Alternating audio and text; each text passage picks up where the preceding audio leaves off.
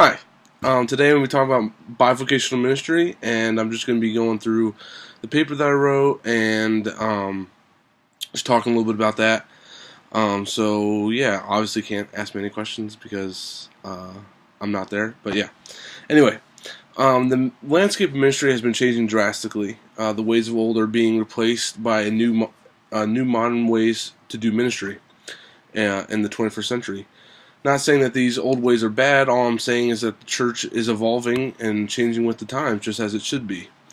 I mean, the church shouldn't really be stuck in the dark ages. It should be continually progressing and improving and evolving to meet the needs of the community around it and to the overall culture and society that it's in. One of the ways I feel the church is progressing is by the way of bivocational ministry. Bivocational ministry is where ministry workers are not in full-time ministry but have a part-time job and do part-time ministry. They kind of just do half and half.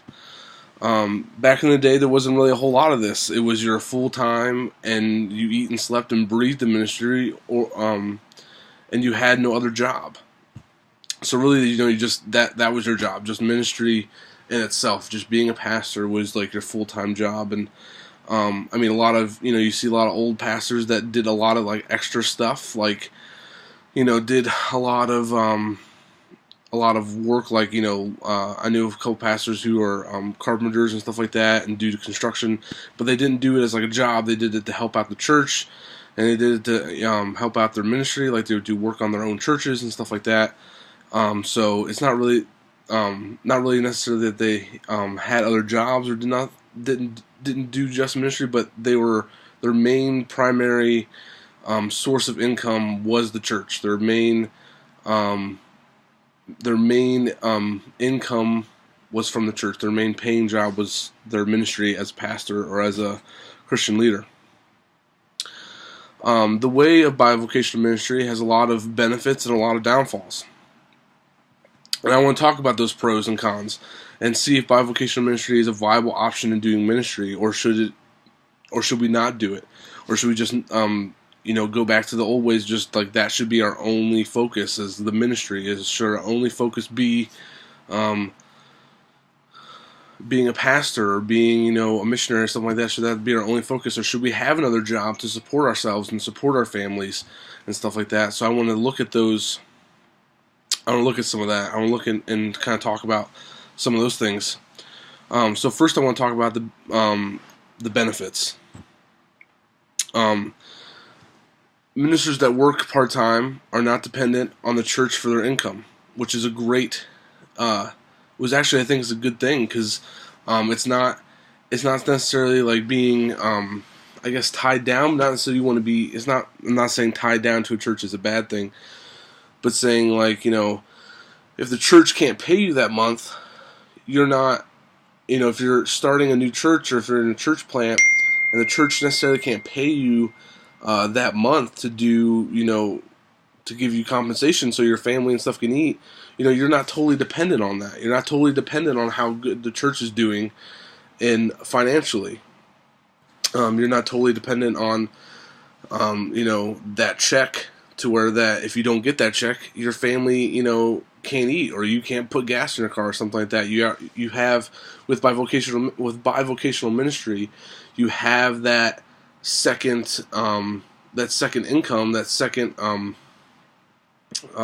paycheck that you can count on, that you can rely on, that if if you are in a church plan, or if the church takes some financial hit or something like that, that that you'll still have money and you'll still be able to provide for your family. And this also gives pastors a lot of freedom to use the money that they would get paid for, or to use other money rather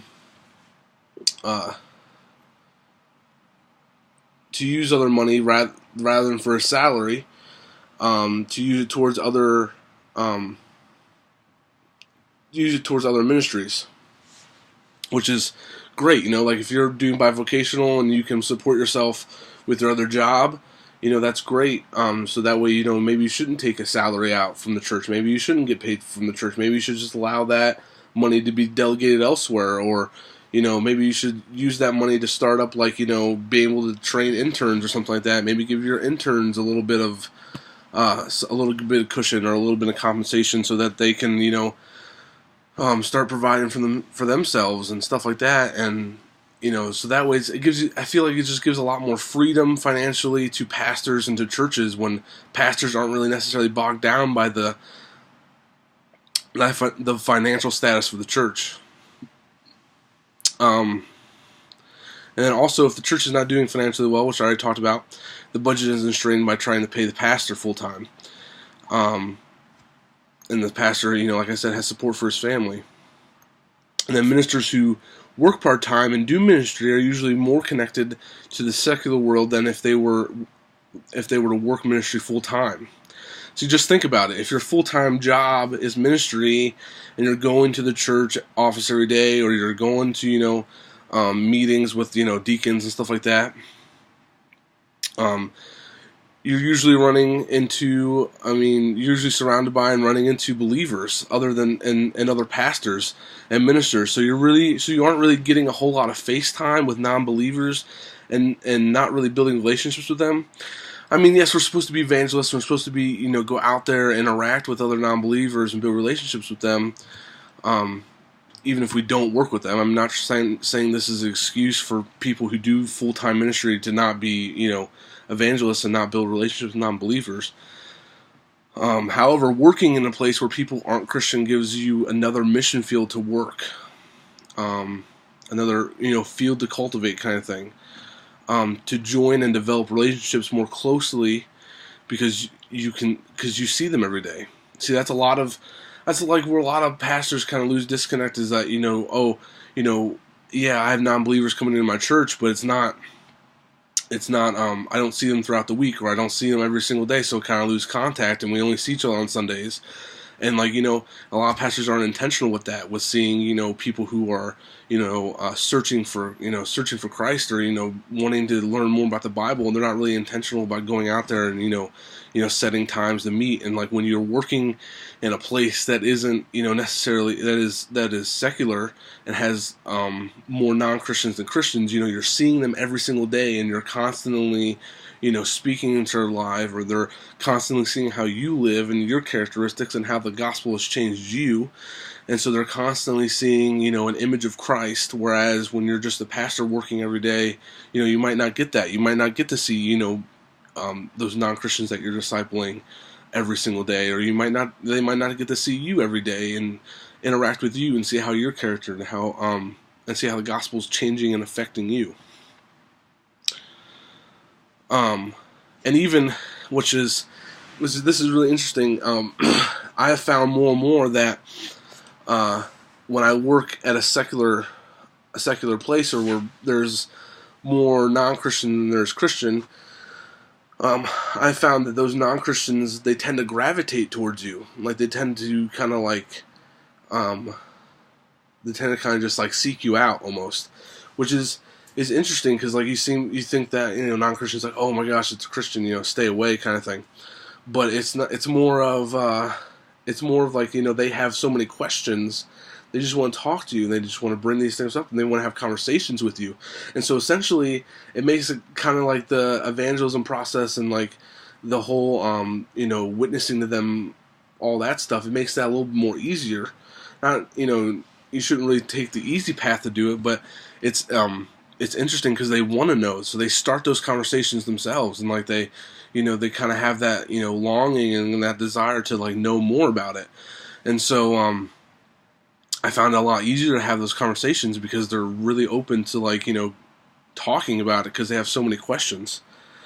And so it's really interesting working in those environments too, working with non-Christians, because they kind of, like I said, just gravitate towards you, and they want to know more, and they just want to ask you questions.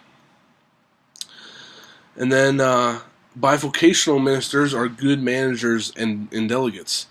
They also make the start of new churches more of a reality and easier on the ministry itself. Going back to that thing about being about the pastor not being financially, what's that word? Financially, trying to think of that word. Not it's easier because the pastor isn't financially tied down to the income of the church. So when the church is starting up, you can't really pay your pastor because you're not really getting a whole lot of people into the church. You're not getting a whole lot of tithes and offerings, and the church isn't church financially isn't making a whole lot, isn't bringing a lot of donations and stuff in. So it's hard to pay somebody, so it makes it easier when the pastor is working, that the church doesn't have to worry about paying the pastor because he is already getting paid somewhere else, and that he has a income that can support his family and that can support him and that can put gas in his car and all those certain things. So the church doesn't really have to start worrying about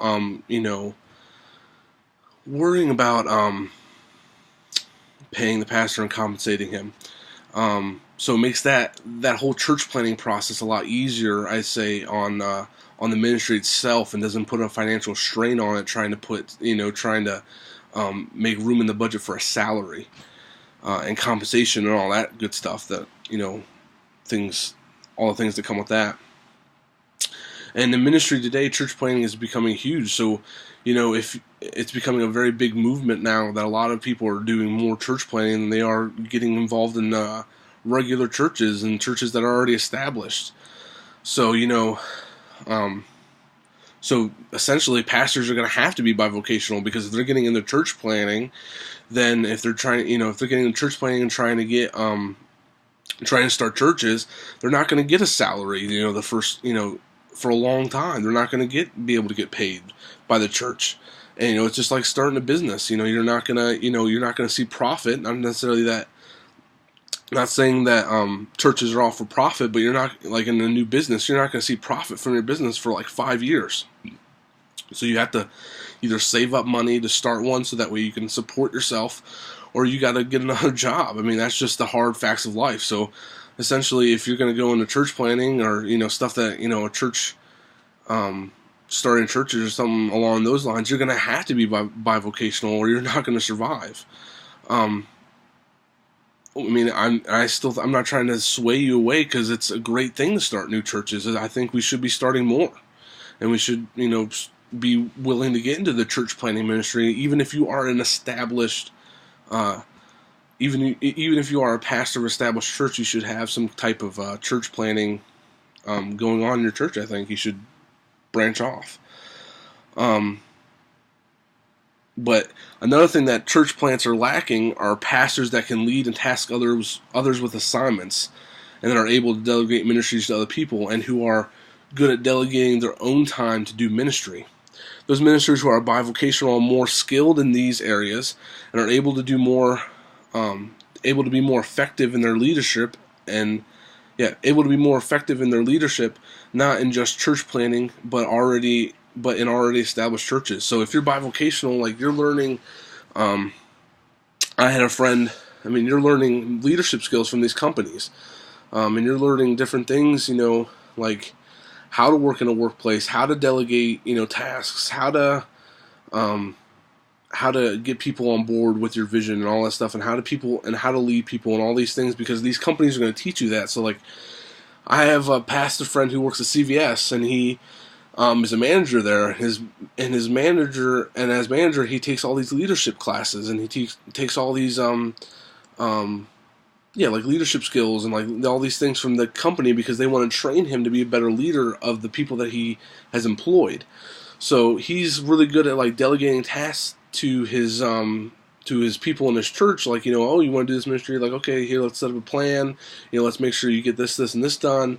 All that stuff. He's really good at like delegating and time management and managing people and like working with a bunch of different moving parts, because he's learned that from not from Bible college, but from that job that he has, from working that job so long and being a manager there. So I think that there's skills that we can learn in bivocational ministry by working other jobs that not necessarily are ministry, not necessarily ministry jobs, but are secular jobs, like working at CVS or working at Walmart or something like that. And we can learn leadership skills from those companies and stuff, and that can help us greatly, in our church and in church planning, and even if you are in an established church, you can move those leadership skills and tactics into that ministry. and um, and also managing your time, like and be able to manage yourself, manage your own time, and delegate tasks to yourself. Like, oh, I can get this done, I can get this done, and making plans and schedules and all that stuff that pastors need to have, skills that pastors need to know, and stuff that not necessarily a lot of knowing unless you experience it, unless you work that job.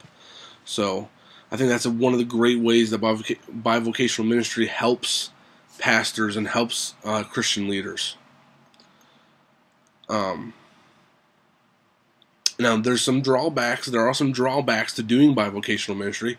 First of them being pastors burn out extremely quickly. Because they have no time for rest and meditation. I mean, basically, you're working 2 part-time jobs that require your full attention all the time. So, like, if you're working, if you're working manager at CVS and you're working as a pastor on Sundays, you're going to have to be working both those jobs all week because you're going to have to be preparing for your sermon on Sunday. So all day is focused to both your jobs, and you're really, really susceptible to burning out quickly, and you're really susceptible to just being just so drained and not wanting to do anything, and you just want to rest. You just want to get to that place oh my gosh, I just want to sleep for 3 days. And so you don't, and with that, a lot of those jobs take up a lot of your time, and you don't get time for prayer, and you don't get time for Bible study, and you really have to be good. And like I was saying before, delegating your own time, you really have to be good at time management and saying, okay, no, I need to do Bible study, I need to do this time for Bible study, this time for prayer, this time for rest and meditation, so that you don't die, so that you don't burn out and just, explode and not be able to do not be able to be effective in your ministry, not be able to serve your church effectively. And you need to have time for yourself to breathe. So I think that's a big drawback, is that you're getting pulled 2 ways, and one of these ways you're eventually gonna just snap. You're just gonna break, and you're not gonna be able to you're not gonna be able to come back together, and you're just gonna be worn down and just broken. So, and I think a lot of that too, with that, the time management, you don't get a whole lot of time with your family. I feel like, and I full-heartedly believe, that it goes, God, family, and then yourself, and then ministry. It's not, you need to worry about 3 other things before you get to ministry. So it's you need to have a good relationship with God. You need to be spending time with Him and in His Word. But you also need to be desperately spending time with your family and the people that you love.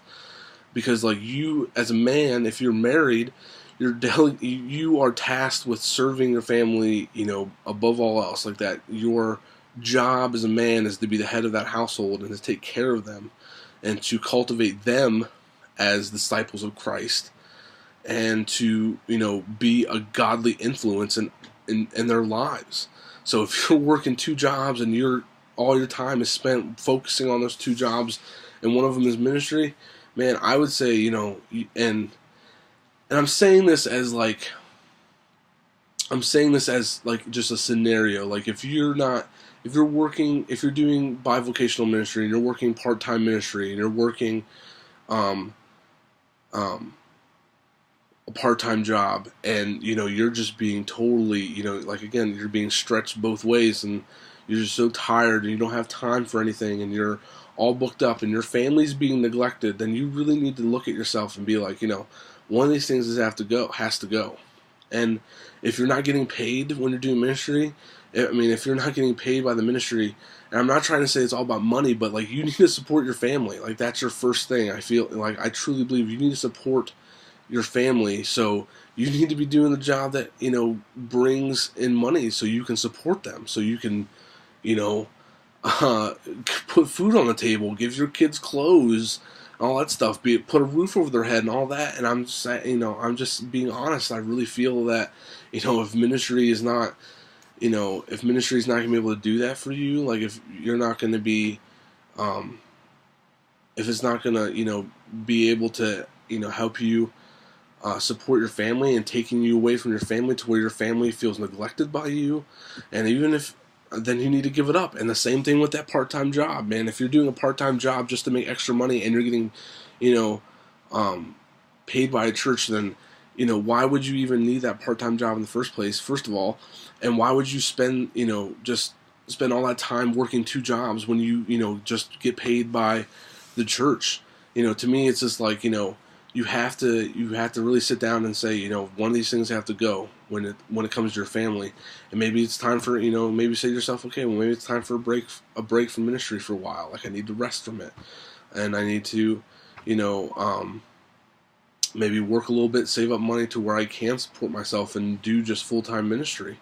So, there's different options. I don't think it's just like, okay, we have to, well, obviously it's the, ministry is the one, but no, your ministry is like one of your last things that you have, like that one of your last things on the list of things that are important that, it should, one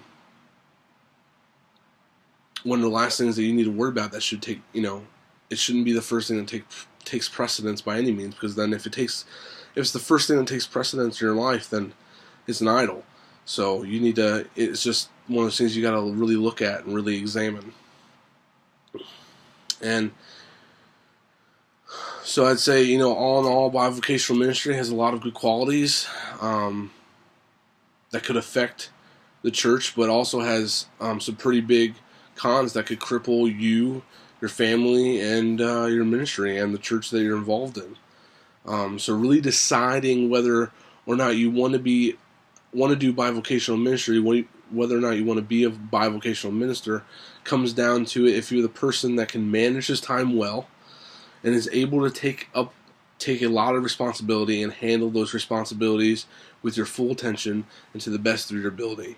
So you really have to sit down and plan out with your family, or you really have to pray, you really have to pray and plan out with your family and say, hey, I want to do, this ministry, but it's not going to really pay me a whole lot. Like, can I do another job? Like, are you able to do that?